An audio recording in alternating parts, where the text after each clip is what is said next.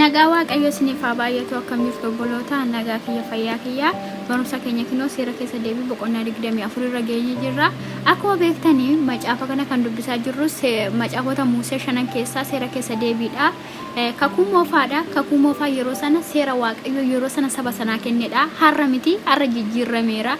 Dhaloonni duubarraa dhuftan akka macaafa qulqulluu adda baafattanii beektan waan dhageessan qofa fiiliin godhiinaayi jiru. Dhaloonni duuba keenyarraa dhufaa jiran hin beeknu baay'ee barachaatiin jiranii waa tokko dhaga'anii akka fiiliin goone akka yeroo ammaatti kakuu moofaadha kun.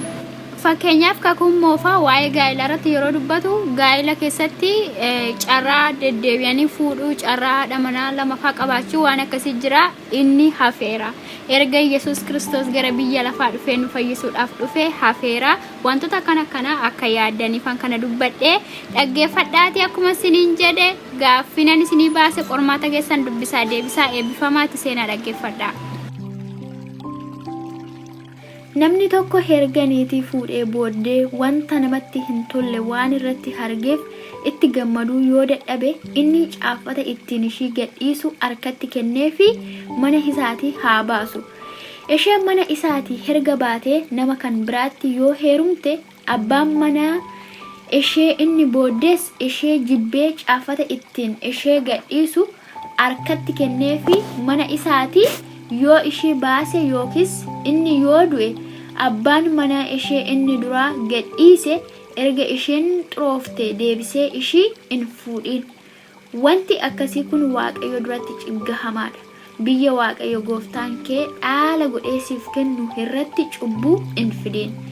Namni dhiyoo niitii fuudhe tokko duulatti hin hergamin yookiis hojiin tokko illee isa irra hin kahamin. Inni waggaa tokkoof ajaja malee mana isaa taahee haadha manaa isaa ishee fuudhe sana haa gammachiisu. Dhagaa daakuu yookiis majii isa nama duraa qabsiisa fudhachuun akka waan jireenya isaa qabsiisa fudhatanii waan ta'eef namni tokko illee gatiidhaaf jedhee kana qabsiisa hin fudhatin. Namni tokko obboloota isaa Israa'eloota keessaa nama hatee garbicha godhatee yookiis isa gurguree yoo argame inni hate sun haa ajjeefamu. Isin akkasitti isa hamaa of gidduudhaa baasaa. Yeroo dhukkubni lamxii nama qabu of eeggadhaatii wanta leewwonni warri luboonni akka hani isaan abboometti isin gorsan godhaa. Akkasitti gaarii godhaatii eegaa. Wanta waaqayyo gooftaan keessan erga isin biyya Gibxii baatanii karaatti Maariyaamitti fide yaadadha. Ati waan tokko namaaf yeroo liqeessitu qabsiisa isaa irraa fudhachuudhaaf mana isaa keessa hin lixin. Namicha ati liqeessituuf sun qabsiisa sana gadi baasee sitti haa fidu. Ati immoo hala dhaabbadhu. Namichi hiyyeessa yoo ta'e immoo qabsiisa sana of biraa hin bulchin.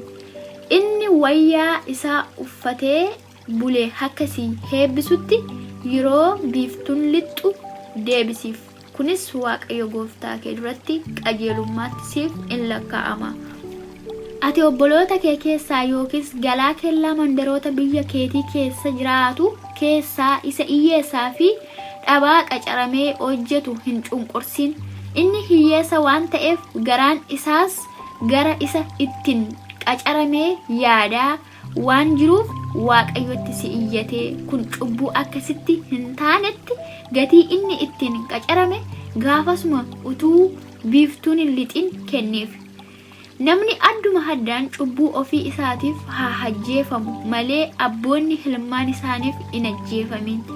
Ilmaanis abboota isaaniif hin ajjeefamin. Firdii nama galaa kan ijoollee abbaan irra hin jirre hin jallisin.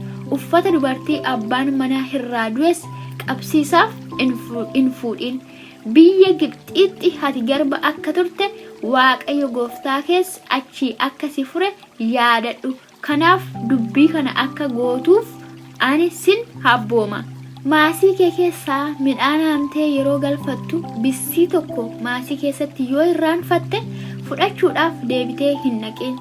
Waaqayyo gooftaan kee waan ati harka keetiin hojjettu hundumaa akka si eebbisutti inni nama galaadhaaf fi ijoollee abbaan irra hin jirreef dubartii abbaan manaa irraa du'eefis haa ta'u.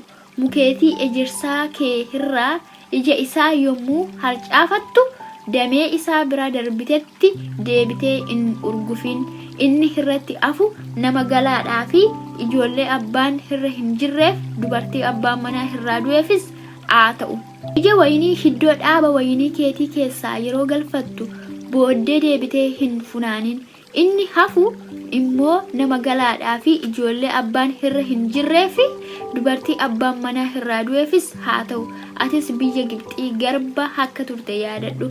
Kanaaf dubbii kana akka gootuuf ansin abbooma.